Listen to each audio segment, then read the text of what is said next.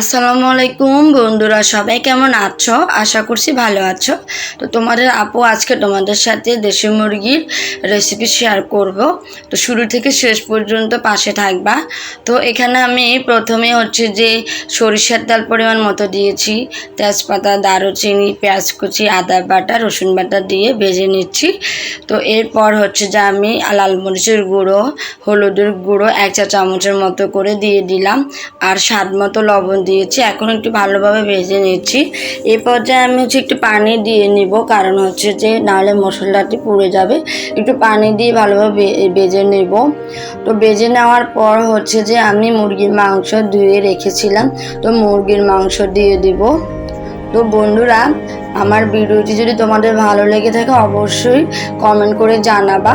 আর তোমরা কি এভাবে মুরগির মাংস রান্না করো নাকি অন্যভাবে রান্না করো অবশ্যই জানাবা। তো আমি মুরগির মাংস দিয়ে দিচ্ছি। এ পর্যায়ে কিন্তু আমি মশলার সাথে ভালোভাবে নেড়ে চেড়ে নিচ্ছি।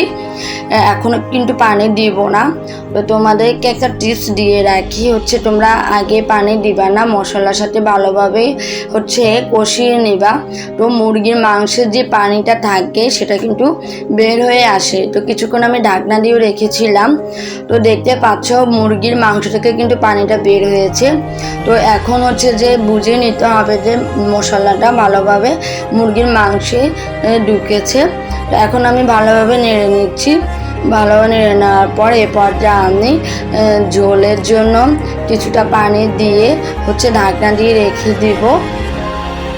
তো বন্ধুরা, তোমাদের আপু কিন্তু আজকে অনেক কষ্ট করে রান্নাটা করেছে, কারণ সংসারের সব কিছু সামলিয়ে কিন্তু তোমাদের জন্য ভিডিও তৈরি করে।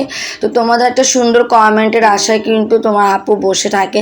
তো অবশ্যই তোমরা আমাকে জানাবা কেমন হয়েছে রান্নাটি।